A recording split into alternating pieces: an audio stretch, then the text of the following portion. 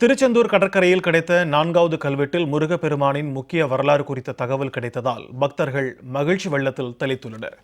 அப்படி 4வது கல்வெட்டில் கிடைத்த தகவல் என்ன என்பதை இந்த தொகுப்பில் பார்க்கலாம்.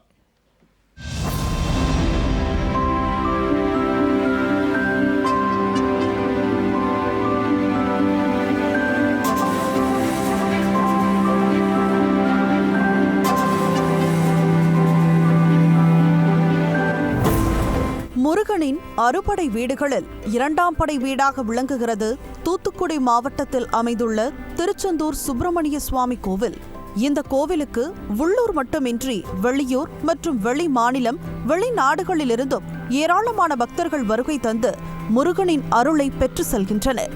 குறிப்பாக திருவிழா நாட்கள் மற்றும் விடுமுறை தினங்களில் பக்தர்களின் வருகை அதிகரித்து காணப்படும். இதை தவிர பௌர்ணமி நாட்களிலும் திருச்செந்தூர் முருகனை தரிசிக்க மக்கள் கூட்டம் அலைமோதும்.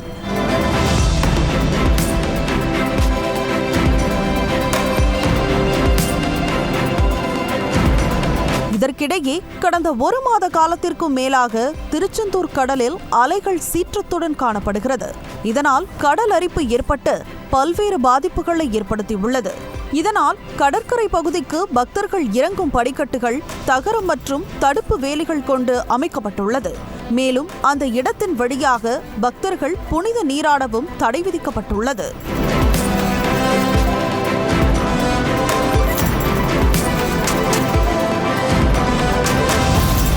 இந்த நிலையில் திருச்செந்தூர் சுப்பிரமணிய சுவாமி கோவில் அருகே கடல் அரிப்பு ஏற்பட்டுள்ள இடத்தில் சுமார் 6 அடி உயரம் கொண்ட கல்வெட்டு ஒன்று தென்பட்டது.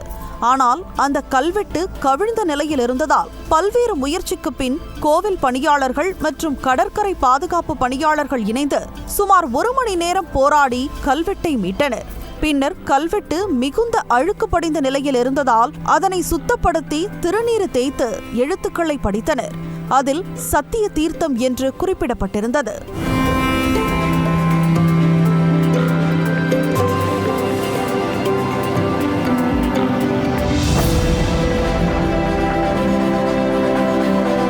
சத்திய தீர்த்தம் என்பது துன்பம் முழுவதையும் நீக்குதற்குரிய ஊழ்வினையை அறவே தொலைத்து வேத சாஸ்திராதி கல்விகளையும் தந்து சண்முக கடவுளுடைய பாதாரவிந்த அருட்செல்வத்தையும் கொடுக்கும் என்று அதன் பொருளும் அதில் கூறப்பட்டிருந்தது.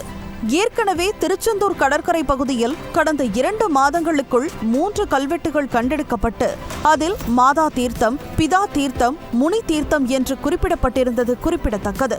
ஏற்கனவே கண்டுபிடிக்கப்பட்ட 3 கல்வெட்டுகளிலும் சண்முகர் என்ற முருகனை குறிப்பிடவில்லை. ஆனால் இந்த கல்வெட்டில்தான் முருகனை குறிப்பிட்டு கல்வெட்டு பொறிக்கப்பட்டுள்ளது. மேலும் இந்த கல்வெட்டு சத்திய தீர்த்தம் என்றும் குறிப்பிடப்பட்டுள்ளது.